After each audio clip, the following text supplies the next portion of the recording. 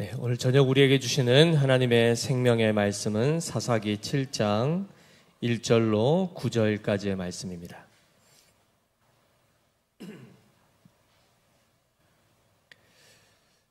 구약성경 371페이지 사사기 7장 1절에서 9절까지의 말씀, 우리 한 절씩 교독하시고 마지막 절은 같이 읽겠습니다. 여룹바알이라 하는 기드온과 그를 따르는 모든 백성이 일찍이 일어나 하롯셈 곁에 진을 쳤고 미디안의 진영은 그들의 북쪽이요 모레산 앞 골짜기에 있었더라.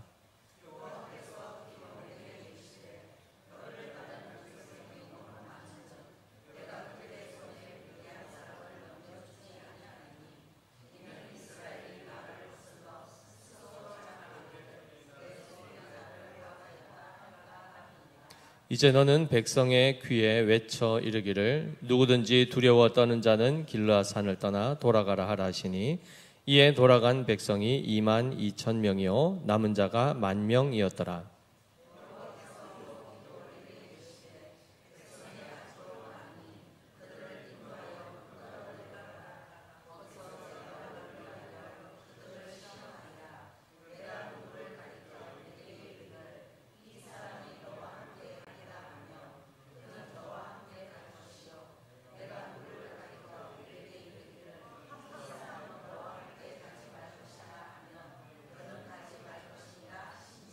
이에 백성을 인도하여 물가에 내려가매 여호와께서 기드온에게 이르시되 누구든지 개가 핥는 것 같이 혀로 물을 핥는 자들을 너는 따로 세우고 또 누구든지 무릎을 꿇고 마시는 자들도 그와 같이 하라 하시더니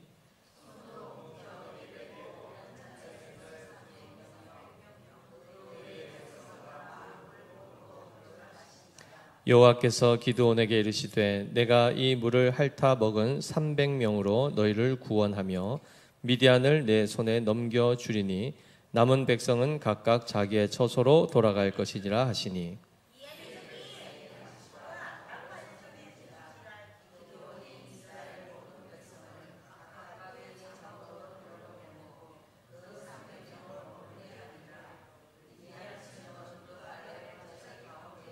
같이 읽습니다. 그 밤에 여호와께서 기드온에게 이르시되 일어나 진영으로 내려가라. 내가 그것을 내 손에 넘겨 주었느니라.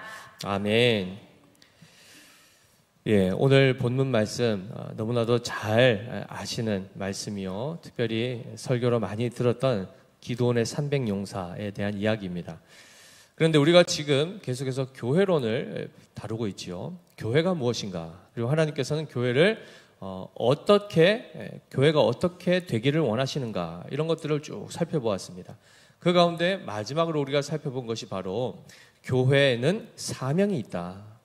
하나님께서 이 땅 가운데 교회를 남겨두신 목적 가운데 하나가 바로 진리의 기둥과 터가 되어 온 천하에 진리 되신 예수 그리스도를 증거하고 전파하고 자랑하는 그 역할을 교회에게 맡겨주셨다, 이렇게 말씀드렸습니다. 그래서 교회가 바르게 세워지면, 그리고 그들이 그 사명을 잘 감당하면 모든 열방이, 온 천하에 있는 모든 자들이 예수 그리스도 곧 그분이 다스리시는 하나님의 나라를 보게 될 것이고 그분 자체를 그들이 경험하게 될 것이다 라고 이렇게 우리는 말씀을 배웠습니다. 그래서 교회의 구체적인 사명 3가지가, 첫 번째, 우리가 하나님의 나라를 잘 나타내 보여주고 그리고 예수님을 잘 증거하는 그 첫 번째가 뭐였냐면은 예배하는 것이었습니다.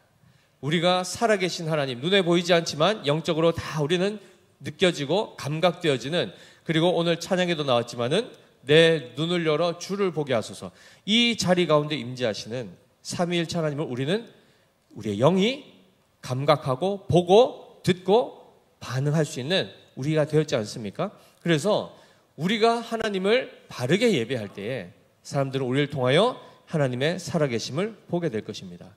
더 놀랍게는 그 하나님 앞에서 참되게 섬기고 예배하는, 영과 진리로 예배하는 자들에게는 하나님과의 임재로 인해서 나타나는 변화들이 있는데 그 열매가 뭐냐면 우리의 인격의 변화입니다. 전 삶이 이전과는 완전히 다른 삶을 살게 됩니다. 그래서 우리의 착한 행실들이 나오게 되어 있습니다. 우리가 예수님이 여기 계시고 예수님 이렇게 보면서 구경하면서 배우는 차원이 아니고 실제로 예수 그리스도께서 우리 안에 거하심으로 그분께서 우리의 생각, 우리의 가치관, 우리의 모든 성품, 우리의 모든 기질까지도 그리스도를 닮도록 실제로 우리 안에서 영적인 수술을 하신다는 겁니다. 그래서 하나님을 가까이 하면 가까이 할수록 하나님과 교제가 잦아지고 많아질수록 우리 안에 있는 실제적인 내면의 모든 것들이 변화되게 되기 때문에 이전에 우리를 알았던 사람들이 시간이 지날수록 예배하는 자라는 것을 알고 저 사람은 예수 믿는 사람인 걸 알면 알수록 이 사람의 변화를 볼 때 깜짝 놀라게 되는 것입니다. 그 변화 중에 가장 첫 번째가 바로 섬김입니다. 그래서 교회는 교만한 자가 있어서는 안 됩니다.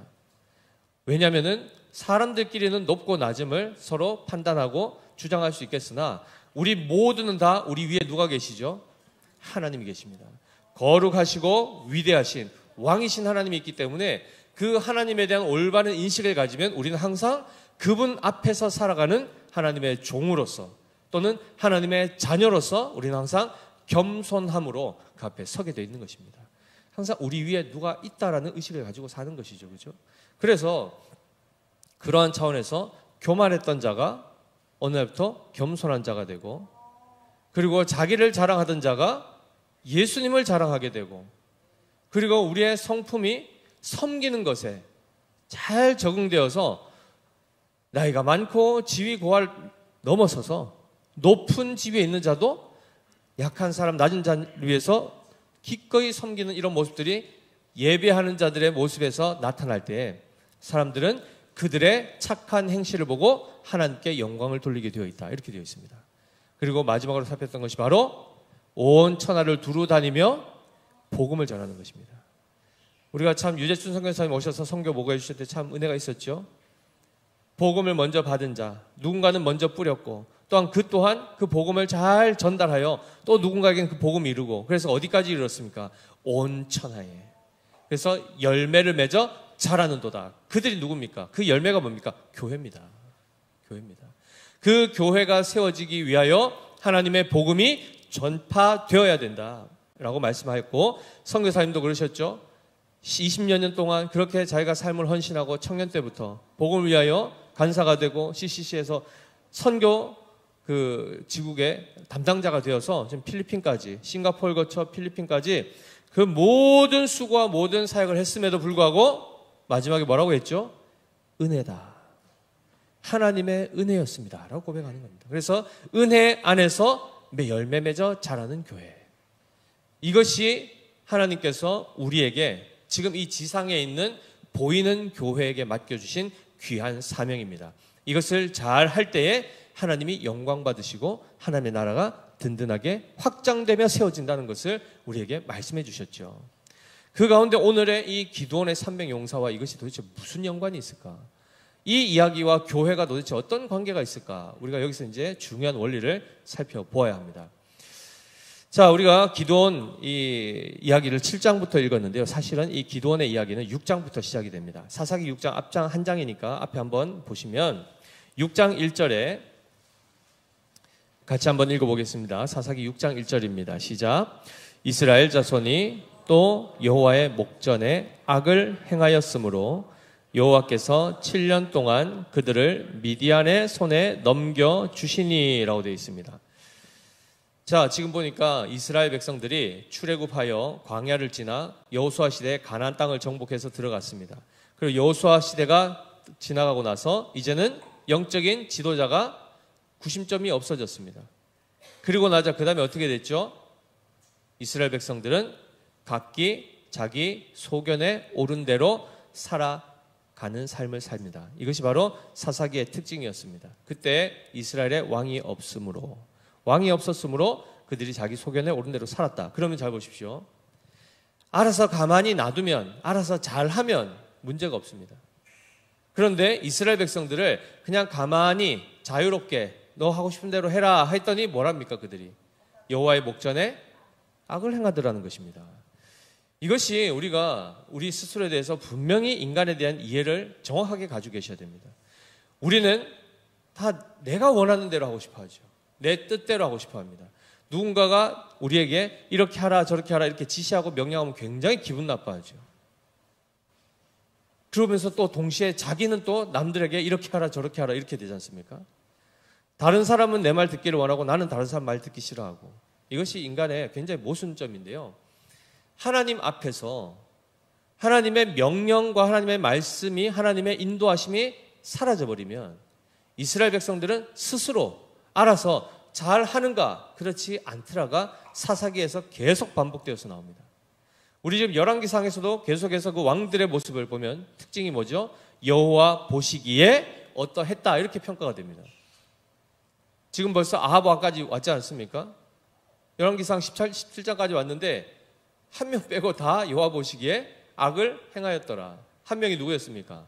아사 왕이었죠. 여호와 보시기에 정직하게 행했다. 그러니까 이런 것을 보면 지금 이스라엘 백성들이 자꾸 하나님을 망각해버린다는 거죠. 하나님의 다스림, 그분의 통치를 받는 나라여야 되는데 자꾸 그 통치를 거부하는 겁니다. 하나님이 왕이신데 하나님이 아닌 다른 자꾸 것들을 섬기려고 하는 이 마음이 일어나는 겁니다. 그래서 결국 여호와의 목전에, 여호와의 보시기에 그들이 악을 행하자 구약에서 이스라엘 백성의 악의 실체는 우상을 세웁니다. 하나님이 아닌 다른 것을 세웁니다. 그것이 바로 바알과 아세라상, 남신과 여신을 이렇게 목상을 세우고 산당을 짓고 그 앞에 가서 분향하고 절하는 것이죠. 그리고 더 나아가서 하나님의 명령, 제1계명이 뭡니까? 너는 나 외에는 다른 신들을 내게 두지 말라인데 그것부터 어겨버린다는 겁니다. 다른 신들을 세우는 겁니다. 자, 그랬더니 하나님이 어떻게 하시는가? 어떻게 하셨다고요? 여호와께서 7년 동안 그들을 미디안의 손에 넘겨주셨다. 이 말씀이 무엇입니까?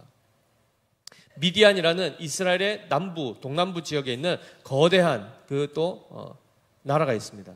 그 나라의 손에 이스라엘을 그 나라의 손에 넘겨주셨다. 이거는 바로 그들의 압제 아래 두었다입니다. 그들의 지배를 받게 하셨다는 것입니다. 한마디로 우리나라도 일제시대를 겪었고 옛날에는 중국으로부터 지배를 받았죠. 그죠? 간접적으로나 계속해서 간섭을 받았습니다. 그럴 때 우리의 주권이 있습니까? 없습니까? 없지요. 하나님 마음대로 섬길 수 있습니까? 그 자유가 박탈됩니다. 왜냐하면 그들은 아예 대놓고 우상을 섬기라고 하니까. 그래서 이스라엘 백성이 철저하게 하나님을 버렸을 때 하나님은 그러면 너희가 정말 원하는 그러면 그 방식대로 한번 살아봐라 해서 아예 대놓고 미디안의 손에 그들을 넘기죠. 이 말은 곧 미디안이 대군을 이끌고 이스라엘 땅을 침략하여 그들의 모든 것들을 다 빼앗아가 버리는 것입니다.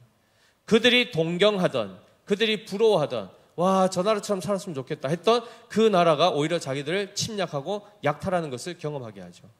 그랬을 때 2절을 보시면 미디안의 손이 이스라엘을 이긴지라 이스라엘 자손이 미디안으로 말미암아 산에서 웅덩이와 굴과 산성을 자기들을 위하여 만들었으며 이스라엘이 파종한 때면 미디안과 아말렉과 동방 사람들이 치러 올라와서 진을 치고 가사에 이르도록 토지 소산을 멸하여 이스라엘 가운데 먹을 것을 남겨두지 아니하며 양이나 소나 나귀도 남기지 아니하니 이는 그들이 그들의 짐승과 장막을 가지고 올라와 메뚜기 떼같이 많이 들어오니 그 사람과 낙타가 무수함이라 그들이 그 땅에 들어와 멸하려 하니입니다. 엄청난 침략과 약탈을 당합니다. 그럴 때에 6절에 이스라엘의 반응이 나옵니다. 6절 한번 띄워주십시오. 같이 읽어보겠습니다. 시작. 이스라엘이 미디안으로 말미암아 궁핍함이 심한지라 이에 이스라엘 자손이 여호와께 부르짖었더라. 이제사 7년 동안 해마다 농사만 다 지어놓으면 다 뺏어가고 농사 지어놓으면 뺏어가고 하니까 굴에 숨어서 몰래 타작하고 하는 이런 일들을 행하는 중에 너무너무 그 궁핍이 그 약탈이 극심하니까 비로소 어떻게 했다고요? 여호와의 이름을 부르며 여호와께 부르짖는 드디어 기도를 했다는 것입니다. 그러니까 잘 되고 있을 때는 기도합니까? 안 합니까? 참 그렇죠. 이게 우리의 모습과 너무 비슷하죠. 그죠? 그래서 어쨌든 이 기도로 인해서 하나님이 어떻게 하시는가? 12절 말씀, 6장 12절 말씀 보면 여호와의 사자가 기드온에게 나타나 이르되 큰 용사여 여호와께서 너와 함께 계시도다 이렇게 합니다. 여호와의 사자가 기드온이라는 이 사람을 만나서 큰 용사여 이렇게 합니다.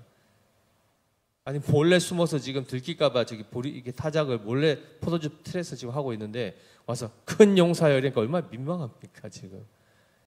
그런데 지금 이 상황에서 하나님께서 이 기드온을 통해서 미디안을 물리치게 하고 이스라엘을 구원하겠다. 즉 그들이 기도했던 것에 응답하시겠다 이렇게 약속을 하시죠. 그러자 기드온이 15, 16절에 뭐라고 반응한지 한번 보겠습니다. 같이 읽겠습니다. 15절, 16절 시작. 그러나 기드온이 그에게 대답하되 오 주여 내가 무엇으로 이스라엘을 구원하리이까? 보소서 나의 집은 므낫세 중에 극히 약하고 나는 내 아버지 집에서 가장 작은 자니이다 하니. 자, 이 말씀은 곧 나는 큰 용사가 맞다는 겁니까? 아니라는 겁니까? 내가 이 일을 어떻게 합니까? 말도 안 되는 이야기입니다 라고 지금 항변을 하는 거죠. 구구절절 얘기하는 게 다 나는 못합니다 합니다. 그랬더니 16절에 하나님 뭐라고 하시죠? 여호와께서 그에게 이르시되 내가 반드시 너와 함께 하리니 내가 미디안 사람 치기를 한 사람을 치듯 하리라 하시니라 합니다. 자, 하나님은 뭐라고 하시죠? 그래 너 그렇게 미약한 거 난 다 안다. 네가 얘기하지 않아도 너의 상태 내가 다 안다. 근데 그 신경 쓰지 말고 내가 너와 함께 있어서 반드시 너를 통해서 미디안을 물리칠 테니까 너는 그냥 순종하라 이렇게 한 겁니다. 지금 아멘 한 분 나오셨습니다. 기도는 아멘 했을까요? 안 하죠. 그래서 표징 주십시오. 확실히 하나님이 이거 약속했는 게 이게 진짜인지 아닌지. 그래서 양털 시험하지 않습니까? 그걸 다 했습니다. 다 하고 나자 이제 기드온이 믿음이 좀 생긴 겁니다. 그래서 뭘 했는가? 밤에 원래 바알, 아세라 이 우상을 다 찍어버립니다. 지역에서 난리가 났습니다. 누가 이랬냐? 그러니까 이미 벌써 이스라엘은 바알을 엄청 사랑했고 아세라를 사랑했던 거죠. 목상이 막 무너지고 하니까 그걸 아침에 발견하고 깜짝 놀랐죠. 그래서 7절에 보시면 오늘 본문에 여룹바알이라 하는 기드온과 라고 이렇게 시작을 합니다. 여룹바알, 기드온이라는 이 이름의 뜻은 베는 자, 벌목하다죠. 나무를 베듯이 베는 자라는 뜻입니다. 그리고 여룹바알이라는 얘기는 바알과 다투어 싸우는 자 이런 뜻입니다. 그러니까 별칭이 하나 붙은 겁니다. 여호와의 사자가 임하고 나서 그리고 실제로 이제 이 전쟁을 준비하기 위해서 기드온이 나섰을 때 일단 우상부터 다 제거하고 그리고 하나님의 일을 감당하려고 이렇게 시작했을 때 그에게 별칭이 붙었는데요. 자, 이렇게 되었을 때 많은 사람들이 이제 소집을 하죠. 군대를 모집합니다. 그랬더니 몇 명이 왔다고요? 이스라엘 백성 군대가 32,000명이 모입니다. 32,000명. 많은 수입니까? 적은 수입니까? 자, 우리 부종훈 집사님 32,000명 군인이면 어느 정도입니까? 하여튼 엄청나죠, 그죠? 우리나라 군사만 해도 몇 개 거의 뭐라고 해야 됩니까? 대대라 여단이라 해야 됩니까? 하여튼 엄청난 수가 우리 50만 군인 아닙니까, 그죠? 그 중에 거의 하여튼 8% 정도, 7%, 8% 되는 사람들이 막 지금 모인 겁니다. 그런데 잘 보십시오. 우리는 5천만이니까 5천만 중에 50만 명이고 여기는 그만큼 인구가 안 되죠, 이스라엘은. 그런데 지금 32,000명 어쨌든 박박 끌고 모아가지고 32,000명이 지금 전쟁하겠다 모인 겁니다. 그랬더니 하나님이 뭐라고 하시는가? 2절에 뭐라고 했죠? 7장 2절입니다. 여호와께서 기드온에게 이르시되 너를 따르는 백성이 너무 많은즉 너무 많다야. 32,000명 너무 많다 너무 많다. 내가 그들의 손에 미디안 사람을 넘겨주지 않겠다는 겁니다. 너무 많아서 안 주겠다. 원래 지금 이스라엘 상황이 지금 미디안 때문에 골치가 아픈데 32,000명이든 10만 명이든 할 때 오면 온 대로 해서 빨리 하나님 해결해 주시면 좋겠는데 너무 많다고 돌려보내라는 겁니다. 그러면서 하신 말씀이 이는 이스라엘이 나를 거슬러 스스로 자랑하기를 내 손이 나를 구원하였다 할까 함이니라 합니다. 그런데 잘 보십시오. 32,000명이 모집됐는데 미디안과 아말렉과 동방 사람들의 연합국 그 연합국에서 온 군사가 몇 명인 줄 아십니까? 혹시 아시는 분? 선물은 없습니다. 뒤쪽에 8장 10절에 보시면 이때 세바와 살문나가 갈고리에 있는데 동방 사람의 모든 군대 중에 칼 든 자 몇 명이요? 12만 명이 죽었고 그 남은 15,000명 가량은 그들을 따라와서 거기에 있더라. 총 몇 명입니까? 세희 선생님 12만 더하기 15,000 13만 5천입니다. 아, 우리 수학 선생님이 계셔가지고 성경 볼 때 너무 편합니다. 13만 5천 명이 지금 와 있는데 3만 2천 명 가지고 나가서 이길 수 있습니까? 딱 봐도 1대 4인데 한 명이 4명씩 이겨야 되는데 보더라도 지금 7년 동안 이미 벌써 전쟁 때문에 맨날 이렇게 무슨 군사력을 키울 수 있겠습니까? 무기를 제대로 갖췄겠습니까? 한마디로 진짜 그야말로 잽도 안 되는 거 아닙니까? 근데 3만 2천 명 가지고 이들이 나가서 만약에 이겼다 하면 기고만장하겠죠. 기고만장하겠죠. 그런데 실제로 그렇게 나가면은 이겼을까요? 박살납니다. 그들의 힘으로는, 세상의 힘으로는 1대 4를 이기기가 어렵습니다. 그런데 하나님께서 그나마 그렇게 모인 3만 2천 명도 어떻게 해요? 많다고 돌려보내는데 몇 명이 처음에 떠나가죠? 3절에 이제 너는 백성의 귀에 외쳐 이르기를 누구든지 두려워 떠는 자는 길르앗 산을 떠나 돌아가라 하시니 이에 돌아간 백성이 2만 2천 명. 몇 명 남습니까? 10,000명 남았습니다. 야, 이제 13만 5천 명 대 10,000명. 아까는 1대 4였는데 지금은 1대 13입니다. 내가 13대 1로 지금 싸워야 됩니다. 기가 차죠. 근데 두려운 사람들은 그래도 나갔다니까 아직 남아있는 사람들은 한 10,000명은 그래도 한번 해보자. 아, 뭐 우리 한번 해보면 안 되겠나. 내가 옛날에는 17대 1로도 이겼는데 13대 1. 이렇게 이제 한 사람들이 남은 것 같습니다. 자, 그러자 하나님께서 어떻게 하죠? 많다. 아직도 많다. 자, 4절을 보시면 여호와께서 또 기드온에게 이르시되 백성이 아직도 많으니 그들을 인도하여 물가로 내려가라. 거기서 내가 너를 위하여 그들을 시험하리라. 내가 누구를 가리켜 내게 이르기를 이 사람이 너와 함께 가리라 하면 그는 너와 함께 갈 것이요 내가 누구를 가리켜 내게 이르기를 이 사람은 너와 함께 가지 말 것이니라 하면 그는 가지 말 것이니라 하신지라. 자, 물가로 10,000명 끌고 와라. 거기서 내가 더 한 번 더 나눌 거다 하면서 물 마시게 하라는 겁니다. 물을. 그랬더니 알아서 물을 이제 막 마시겠죠. 그죠? 어떤 사람들은 무릎 꿇고 막 이렇게 막 허겁지겁 마시고 어떤 사람들은 손을 이렇게 해가지고 마치 개가 할 듯이 이렇게 눈치 보면서 경계하면서 이렇게 먹는 겁니다. 자, 그러자 하나님이 어떻게 하십니까? 자, 됐다. 그만. 딱 멈추고 나서 보니까 9,700명이 어떻게 먹습니까? 무릎 꿇고 9,700명이 한쪽에 먹고 있고 한쪽에 300명이 어떻게 하죠? 걔가 할 듯이 막 이렇게 급하게 막 먹는 겁니다. 그랬더니 하나님이 누구를 돌려보냅니까? 9,700명을 돌려보냅니다. 300명 남았습니다. 13만 5,300 몇 대 몇입니까? 세희 선생님. 네? 거의 400대 1 아닙니까? 이 엄청난 겁니다. 이걸 어떻게 이깁니까? 한마디로 수를 줄이고 줄였는데 하나님이 몇 명까지 줄였죠? 300명. 우리는 야, 이 사람 정말 특전사다 이거. 야, 이거 UDT. 우리 서태한 장님 저 신방 한번 갔었는데 UDT 출신. 거의 북한도 평양도 갔던 엄청나신 분입니다. 모르셨죠? 깜짝 놀랐습니다.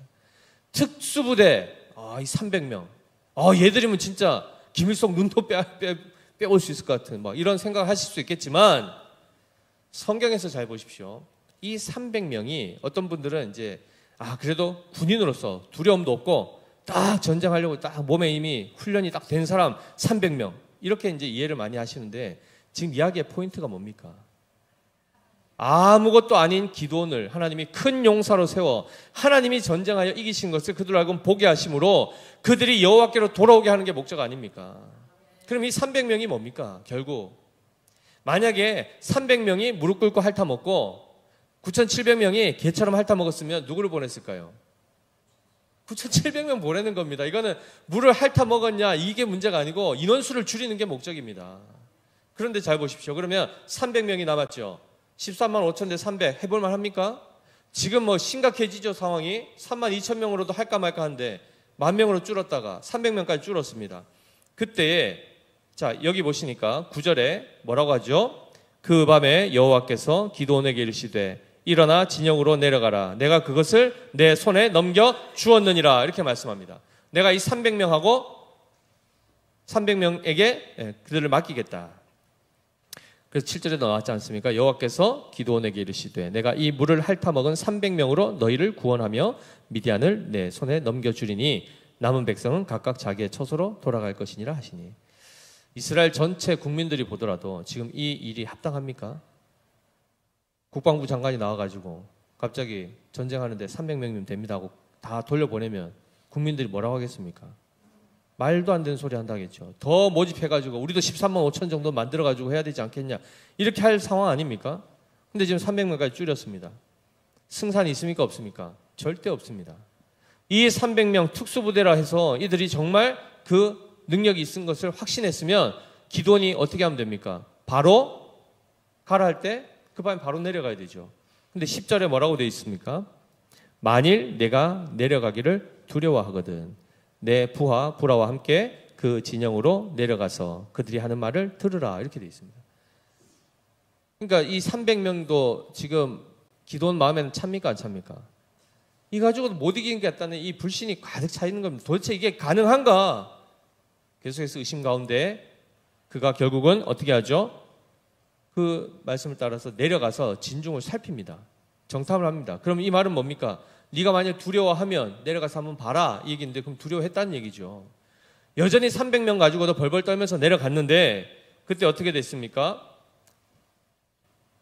13절에 기드온이 그곳에 이른즉 어떤 사람이 그의 친구에게 꿈을 말하여 이르기를 보라 내가 한 꿈을 꾸었는데 꿈에 보리떡 한 덩어리가 미디안 진영으로 굴러들어와 한 장막에 이르러 그것을 쳐서 무너뜨려 위쪽으로 엎으니 그 장막이 쓰러지더라. 자, 그 미디안의 군인 중에 밤중에 자기들끼리 이렇게 이야기하다가 내가 어제 꿈 꿨는데 이렇게 됩니다. 환상 봤는데 이렇게 됩니다. 우리도 보면 환상 보셨다는 분들 많죠, 그죠? 구약 시대에는 하나님께서 이스라엘 백성뿐만 아니고 하나님이 또 다른 하나님을 믿지 않은 자들에게도 하나님의 하나님 되심을 나타내는 방식으로 환상이나 꿈 이런 특별 계시를 보여주십니다. 그러나 계시가 완성된 기록된 성경이 완성된 이후에는 우리는 그런 걸 쫓지 않습니다. 기본적으로. 자, 그랬을 때 어쨌든 그 이야기를 하는 거를 듣고 나서 14절에 그들이 뭐라고 해몽을 하냐면 14절 같이 읽어보겠습니다. 시작. 그의 친구가 대답하여 이르되 이는 다른 것이 아니라 이스라엘 사람 요아스의 아들 기드온의 칼이라. 하나님이 미디안과 그 모든 진영을 그의 손에 넘겨주셨느니라 하더라. 이렇게 되죠. 미디안에서 벌써 여론이 이상한 겁니다. 꿈꾼 사람이 나오고 그 이야기를 이제 듣게 하는데 아직 밤이지 않습니까? 다 사람들이 자고 있을 텐데 15절 보십시오. 기드온이 그 꿈과 해몽하는 말을 듣고 정말 가까이까지 이렇게 접근했겠죠. 뭐라고 합니까? 경배하며 이스라엘 진영으로 돌아와 이르되 일어나라. 여호와께서 미디안과 그 모든 진영을 너희 손에 넘겨주셨느니라 하고 그 다음에 어떻게 준비시키죠? 16절 같이 읽습니다. 300명을 세 대로 나누어 각 손에 나팔과 빈 항아리를 들고 항아리 안에는 횃불을 감추게 하고 그들에게 이르되 너희는 나만 보고 내가 하는 대로 하되 내가 그 진영 근처에 이르러서 내가 하는 대로 너희도 그리하여 이렇게 되어 있습니다. 무슨 말입니까? 지금 여기에 무기가 있습니까? 없습니까? 칼이 있습니까? 창이 있습니까? 없습니다. 없습니다. 항아리에 횃불 하나 들고 나팔 들고 갑니다. 그리고 300명을 그것도 100명씩 나눠가지고 세 대로 나눴죠. 그리고 내려가죠. 뭐 하러 가는 겁니까?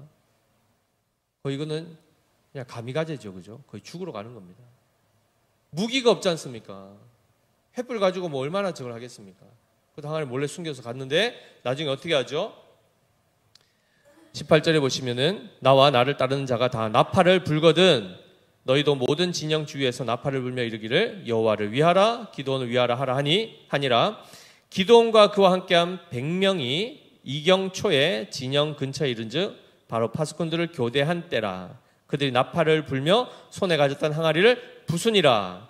세대가 나팔을 불며 항아리를 부수고 왼손에 횃불을 들고 오른손에 나팔을 들어 불며 외쳐 이르되 여호와와 기드온의 칼이다 하고 각기 제자리에 서서 그 진영을 애워 싸매 그 온 진영의 군사들이 뛰고 부르짖으며 도망하였는데 300명이 나팔을 불 때에 여호와께서 그 온 진영에서 친구끼리 칼로 치게 하심으로 적군이 도망하여 스레라의 베시다에 이르고 또 닷밭에 가까운 아벨 모홀라의 경계에 이르렀으며 이스라엘 사람들은 납달리와 아셀과 온 므낫세로부터 부름을 받고 미디안을 추격하였더라. 자, 사건을 보십시오. 이게 지금 전쟁이 그 300명이 죽였습니까? 그냥 자기들은 항아리 깨고 왼손에 횃불 들고 나팔 후 불었더니 갑자기 자기들끼리 자중진열이 일어나서 막 난리가 난 겁니다. 자, 결국은 이스라엘이 이깁니까? 못 이깁니까? 이겼다는 거죠. 몇 명으로요? 300명으로. 여기서 포인트가 어디에 있어야 됩니까? 300명의 위대함에 있어야 됩니까? 하나님께 있는 겁니다. 이 원리를 왜 이렇게 길게 다 주구장창 얘기했는가? 이스라엘 백성을 잘 보십시오. 하나님의 사명을 맡은 자입니다. 이스라엘은 하나님의 사명을 맡은 구약 교회입니다. 그들은 하나님의 말씀에 순종해야 됐고 다른 나라들과는 다르게 하나님만을 온전히 섬기며 오히려 여호와의 신앙을 온 열방 가운데 그것을 전파해야 되는 사명이 신약의 교회와 동일하게 주어졌습니다. 그들은 거룩한 삶을 살아야 되고 섬기는 삶을 살아야 됐었습니다. 그런데 그들이 거기에 실패하죠. 그러자 하나님이 어떻게 하시죠? 다시 그들의 삶을 돌이키기 위해서 징계를 허락하십니다. 그러자 그 징계 아래서 그들이 어떻게 됩니까? 분열을 경험하고 그 다음에 빼앗김을 경험하고 궁핍을 경험하고 그리고 나서 그들이 비로소 여호와께 부르짖어 기도합니다. 그때 하나님이 가장 미약한 자 기드온, 가장 겁 많은 사람, 능력 없는 사람을 불러 세워서 내가 너와 함께하여 미디안을 치리라, 이기게 하겠다 했을 때 스스로도 거기에 대해서 납득이 안 됐던 그 상황에 하나님이 다양한 표징을 통하여 그를 설득하시고 그리고 그가 다시금 하나님을 믿고 의지하여 바알과 아세라 상을 없애고 그리고 다시 본격적인 외적과의 그 싸움에서 승리하기 위해서 군사들을 모집했죠. 하나님이 다 필요 없다 그러죠. 다 보내라, 다 보내라. 그리고 300명 남기십니다. 300명보다 더 적게 남길 수도 있겠죠. 그죠? 그런데 이 300명이 결국 나중에 무슨 역할을 하겠습니까? 그들이 뭐라고 얘기하겠습니까? 그렇죠. 아까 얘기했지 않습니까? 이스라엘이 나를 것을 스스로 자랑할 수 있습니까? 없습니까? 없죠. 이 300명의 역할이 나중에 뭐가 되냐면 실제로 일어날 수 없었던 그 일을 하나님께서 어떻게 무기도 사용하지 않고 우리를 사용하지 않고 우리 앞에서 어떻게 13만 5천 명을 진멸하셨는가를 보게 하시는 증인의 역할을 하는 겁니다. 그들은 군사의 역할이 아니고 보고자의 역할을 하는 겁니다. 그들이 전쟁 끝난 이후에 이스라엘 각처에 돌아가서 뭐라고 하겠습니까? 하나님이 하셨다. 내가 그 현장에 있었는데 우리는 한 게 없다. 우리는 그냥 기드온이 항아리에다 횃불 놓고 나팔 들고 가서 그냥 하라고 한 대로 했는데 갑자기 이들이 다 진멸을 당하더라. 이걸 증거하는 증인의 역할로 300명을 남겨두신 것입니다. 사랑하는 성도 여러분, 하나님은 우리를 사용하지 않으시고 우리를 부르지 않으시고도 하나님 하시고자 하는 건 다 할 수 있습니다. 천지 창조할 때 뭐 우리의 도움이 있었습니까? 우리의 기도가 있었습니까? 우리의 뭐 헌신이 있었습니까? 하나님 홀로 아십니다. 마지막에 우리가 창조되었지 않습니까? 다 된 것 우리 그냥 감상했지 않습니까? 지금도 하나님은 한 말씀이시면 온 세상을 새롭게 다 하실 수 있습니다. 그런데 하나님은 천지를 창조하는 것이 궁극의 목적이 아니라 교회를 세우는 것, 하나님의 사람들을 세우시고 하나님 나라를 세우는 것이 목적이시기 때문에 결국 하나님의 일하심을 목도하게 하시고 그 위대하신 하나님을 바르게 알고 믿고 의지하게 하는 이 삶을 우리에게 나타내 보이시기 위해서 우리를 부르시고 현장에 초청하시는 것입니다. 그랬을 때에 바로 이 300명이 기둥과 함께 바로 그 여호와를 높이는, 여호와를 증거하며 온 천하에 온 이스라엘 땅에 두루다니며 바로 하나님의 위대하심을 증거하는 그 전도자가 되는 것입니다. 아멘이십니까? 그러면 교회, 신약의 교회, 구약의 교회의 샘플을 보았을 때 이들은 이제 어떻게 살았겠습니까? 바알과 아세라가 우리를 구원하지 못하는구나. 미디안이나 다른 국가에 우리가 눈치를 볼 필요가 없구나. 그들의 군사력이 아무리 크더라도 여호와 하나님만 우리와 함께 하시면 무기가 없어도 이기는구나. 그걸 알게 되는 겁니다. 그럼 그때 어떻게 될까요? 그때 마음이 여호와께로 온전히 돌아오게 되고 바로 그 하나님만을 의지하여 순종하며 살아가는 제대로 된 하나님 나라가 이루어지는 것입니다. 신약의 교회도 마찬가지입니다. 사랑하는 성도 여러분, 예배 드리는 것 기쁘십니까? 좀 힘드십니까? 지루하십니까? 행복하십니까? 너무 많은 예를 드렸죠, 그죠? 사지선다. 사실은 하나님을 예배할 수 있는 이 자유가 있다는 것. 자유롭게 마음껏 내가 오고 싶을 때 예배당 문을 열고 오고, 내가 기도하고 싶을 때 오고, 같이 공적으로 모여서 예배할 수 있을 때 함께 모여서 마음껏 소리질러 하나님을 높이 찬양하고 부르짖어 기도할 수 있고, 무엇보다도 더 살아계신 하나님의 말씀을 들을 수 있는 것, 이 자유가 주어진 것이 얼마나 복인 줄 아십니까?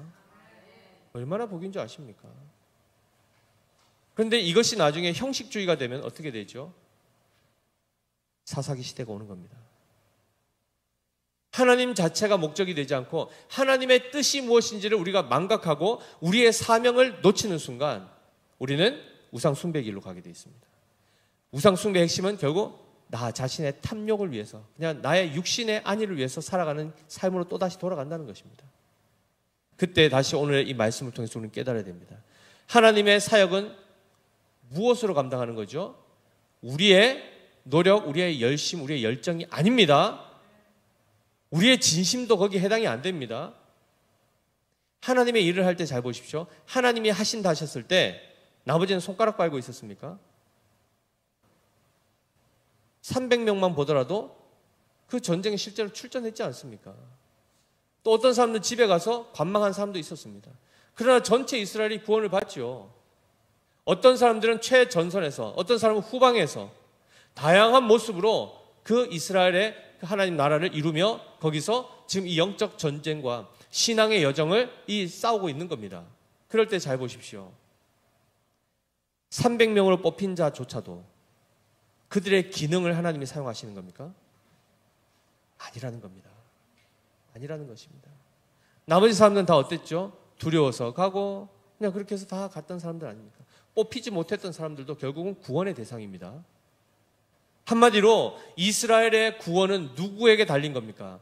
하나님께 달린 겁니다. 그 가운데 누구는 뽑혀서 최전방에, 누구는 기드온으로, 누구는 300용사로, 누구는 9,700명으로, 나머지 22,000명, 그 외에 모든 이스라엘 백성들, 남녀노소 할 것 없이 다 하나님의 백성입니다.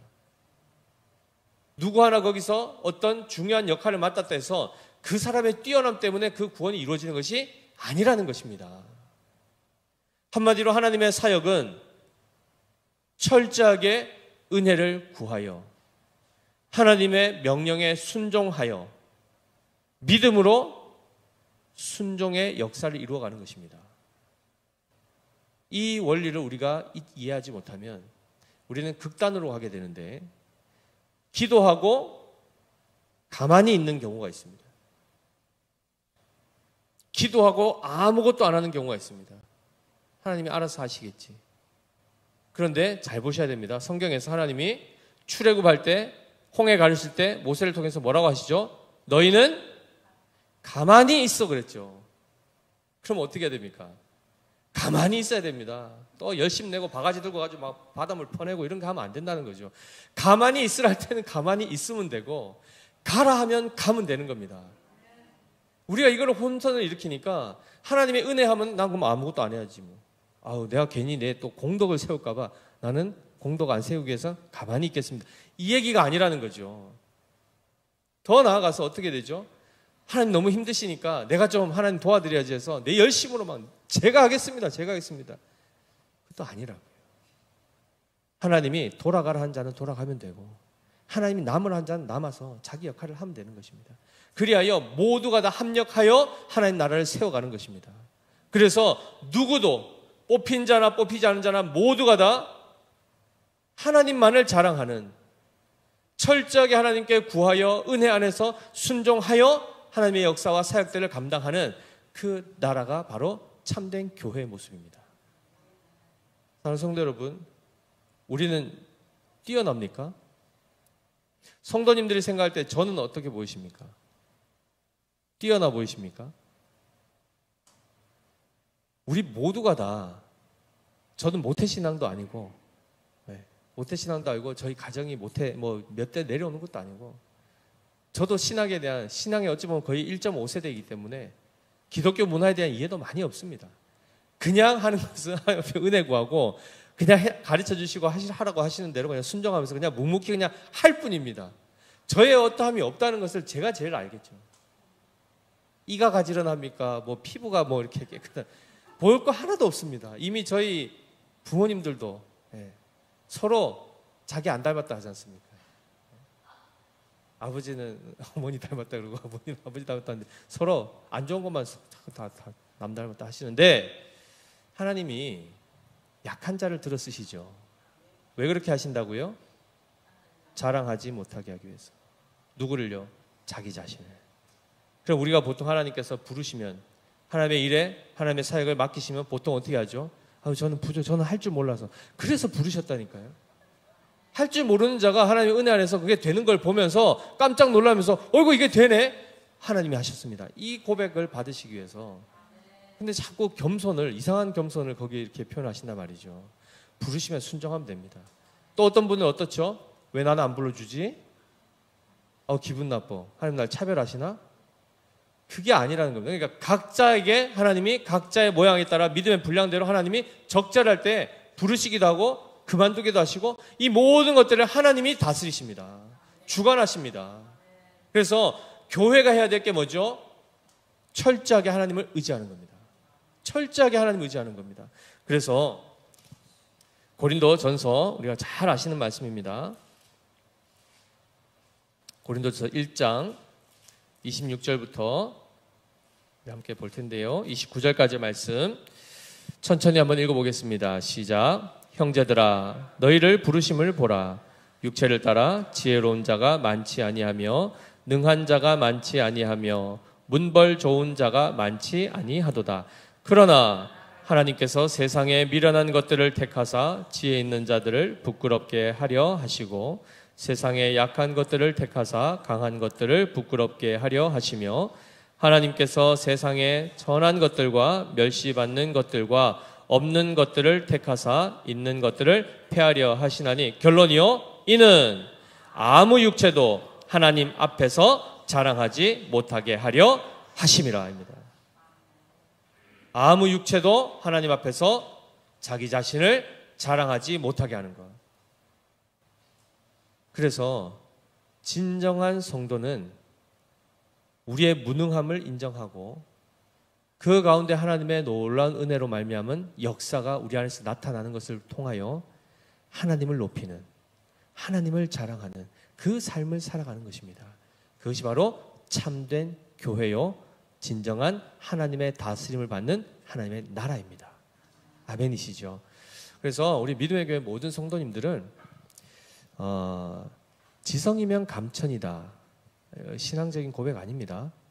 내가 최선을 다하면 하늘이 감동해서 내가 그래도 99% 성실히 노력하고 하나님의 1%의 영감이 오면 그걸로 내가 천재적인 기질을 발휘하고, 이런 건 다 성경적이지 않습니다. 우리는 할 수 있는 게 그냥 악을 쏟아내는 것밖에 없습니다. 우리 스스로 한번 해보십시오.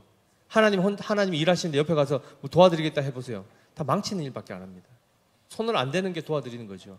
그런데 하나님이 우리를 부르신다 하면 무슨 말인가? 아무것도 안 하는 게 아니고 하나님이 부르셔서 이렇게 하라 하시면 그대로 그냥 순종하면 됩니다. 그럴 때에 하나님의 능력을 통하여, 하나님의 지혜를 통하여 그 행하는 일들을 하고 나면 내가 한 것입니까? 아니죠. 왜요? 내게는 그게 없는 것을 알지 않습니까? 첫 시작부터 나는 못합니다 하고 시작되는 거 아닙니까? 거기 하나님이 채우시사 하나님의 능력이 우리로부터 나타나게 하심으로 일을 이루게 하시기 때문에 거기에는 우리가 헌신해야 됩니까? 안 해야 됩니까? 헌신해야 되는 겁니다. 우리의 수고가 들어갑니까? 안 들어갑니까? 들어갑니다. 그러나 그것이 내가 만들어낸 것이 아니라는 것이 되어야 된다는 것입니다. 그래서 철저하게 기도로 시작하여, 하나님의 사역은 기도로 시작하여 무엇으로 마쳐야 되죠? 하나님을 찬양하는 것으로 마쳐야 되는 것입니다. 이해되십니까? 우리가 해보다가 안 될 때 도움 요청하는 이런 형태가 아니고 첫 시작부터 하나님 도와주십시오. 예배하는 것, 섬기는 것, 전도하는 것, 교회의 사명은 하나님 앞에 기도함으로 시작하는 것이고, 그걸 통해서 영적 전투를 하고 궁극적으로 남아야 될 열매는 철저하게 하나님만을 온전히 믿고 의지하고 순종하는 삶. 그게 교회에게 원하시는 하나님의 구원의 모습입니다. 그래서 우리 믿음의 교회 모든 성도님들은 이런 차원에서 큰 용사들이 되시길 바랍니다. 네. 그리고 하나님이 말씀하시는 대로 순종하여 놀라운 역사들을 경험하시는 우리 모두가 되어야 될 줄 믿습니다. 이를 위해서 기도하고 또 찬송으로 하나님께 영광 돌리며 하나님만을 자랑하시는 우리 모두 되시기를 예수님 이름으로 축복합니다.